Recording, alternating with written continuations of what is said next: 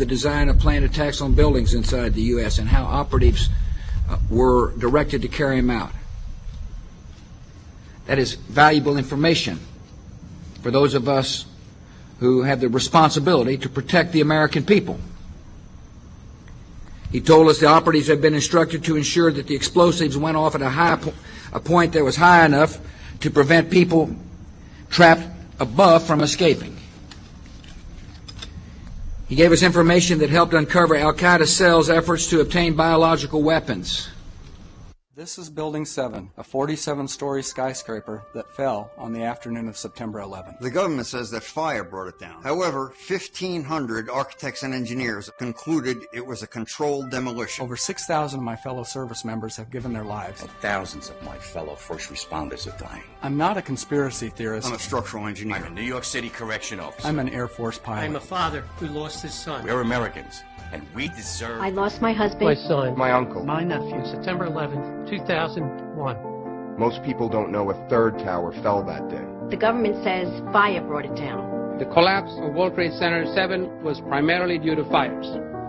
I, along with 1,400 other architects and engineers, have found the government's conclusion to be physically impossible. Impossible. We need the truth about what happened that day. Go to rememberbuilding7.org. Why it fell, why it matters, and what you can do.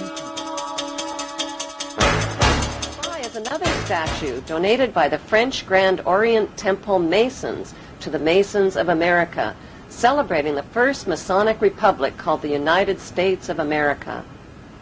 14 U.S. presidents, including George Washington, are known to be 33rd degree Masons.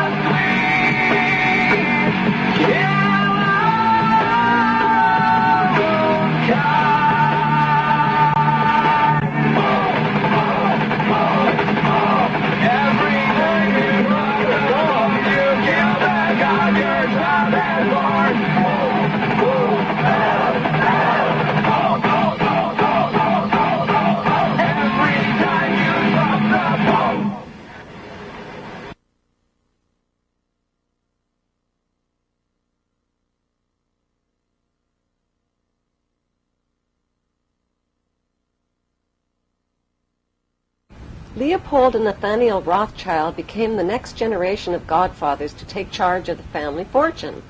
They were like the Parker brothers of Monopoly, and they played the game like they invented it. The brothers were the world champions, and that's because they knew the secret to winning. The secret to winning was to cheat, and the best way to cheat was to become the banker and rewrite the rules. So that's exactly what they did.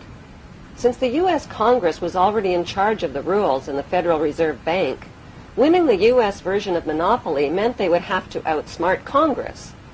So they sent Jacob Schiff, their trusted lifelong friend and neighbor from Frankfurt, Germany, to New York City, and they put him in charge of their friend company called Kuhn and Loeb. Then they ganged up with other big players by investing in Rockefeller Oil, Harriman Railroads, Carnegie Steel, and Brown Brothers Investment Banking. By 1901, the Rothschilds had amassed $22.2 billion in U.S. assets. The mayor of New York, John Hylan, called them the invisible government, while Congressman Louis McFadden called them a dark crew of financial pirates who would slit a man's throat to get $1. When Woodrow Wilson became President of the United States in 1912, he sold out America. Wilson was backed by Jacob Schiff and Paul Warburg, who worked in the United States as German immigrant agents for the Rothschilds. In 1913, Paul Warburg rewrote the U.S. monopoly rules with the help of Senator Nelson Aldrich. They called the new rules the Federal Reserve Act. With President Woodrow Wilson's blessing, the U.S. Federal Reserve Bank became a privately owned central bank, free of government control. The pirates divvied up the private stock in America's money supply and made Rothschild agent Paul Warburg head of the U.S. Federal Reserve. To collect their bounty, they also created the Income Tax Act and the hated IRS. With the stroke of President Wilson's treasonous pen, the banker gangsters became the Fed in 1913 and have owned a virtual monopoly over the U.S. economy and the taxpayers' money ever since. They can print money out of thin air, control treasury loans, and profit from interest rates. Since their biggest windfalls come from loan profits and weapons sales, wars and death are not only profitable, they're desirable and necessary. Today, American citizens owe these merchants of death approximately $70,000 per citizen.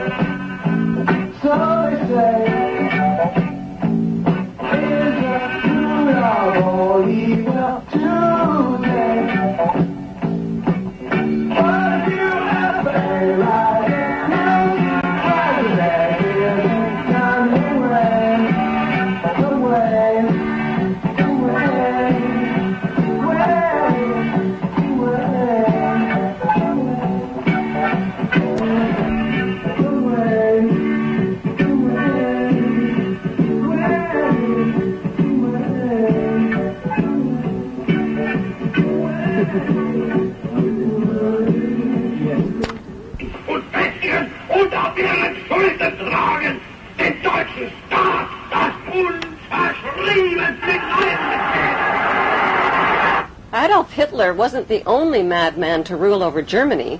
Kaiser Wilhelm II led Germany to its destruction in World War I.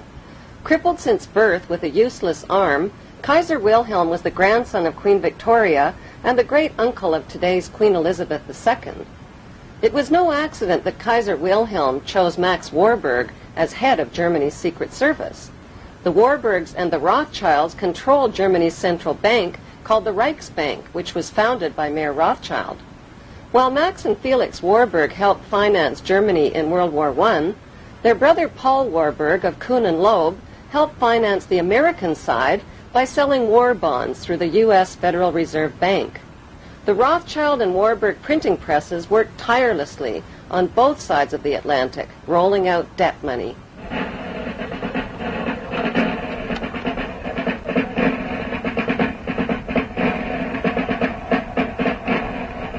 Germany won the First World War by 1916 without a single shot being fired on German soil. British convoys were blown out of the Atlantic by German subs, the French army mutinied, and the Russian army was defecting. With British Prime Minister Lloyd George up against a wall, Lionel Rothschild and the Jewish Zionists offered the British a deal they couldn't refuse. "We'll bring the United States into the war as your ally and win the war for you," they said, "if you'll promise us Palestine." In April of 1917, President Wilson got the green light and declared war on Germany. Because of overwhelming opposition to the war, Wilson invoked the draft and passed the Espionage Act, forcing Americans to fight or be thrown in jail. Billions of U.S. taxpayers' money was delivered to the British war machine, money that was never repaid. In return, the British government wrote the famous Balfour Declaration and addressed it to none other than Lord Lionel Rothschild. The declaration promised Palestine and Israel to the Rothschild Zionists. The Zionists believe that they are entitled to the land of Israel because, according to the Bible, Israel was promised to the Jews by God, and according to the Bible, The Jews are God's chosen race of people, a race favored by God above all others. 1817, Lord Allenby conquered the Holy Land, and the Jews were promised a national home in Palestine by the Earl of Balfour, a policy endorsed by Woodrow Wilson and by the League of Nations, which made Palestine a British mandate.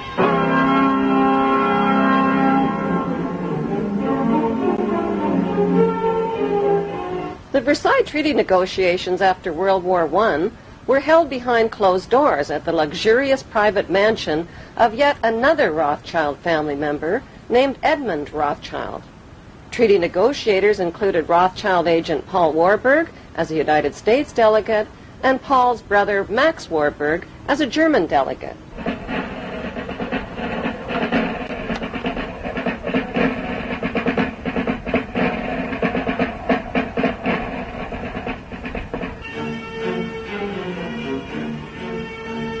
Clemenceau, Lord George, and President Wilson have pulled up armchairs and crouched low over the map. It is appalling that these ignorant and irresponsible men should be cutting Asia Minor to bits as if they were dividing a cake. During the afternoon, there is the final revision of the frontiers of Austria. Hungary is partitioned, indolently, irresponsibly partitioned. Then the Yugoslav frontier. Then tea and macaroons. The Versailles Peace Treaty forced Germany to accept guilt for the war. As punishment, Germany lost its army, navy, and colonies and had to pay the cost of the war through a debt to the gangster banksters that could never be repaid. World War I killed 9 million soldiers, injured, crippled, and impoverished millions, and collapsed 4 empires with large parts of France, Belgium, and Russia left devastated. Wars throughout history have always been waged by the ruling master class for conquest, power, and profit, and the subject class have always fought their battles. It wasn't until World War I that soldiers began to ask why they were killing and being killed.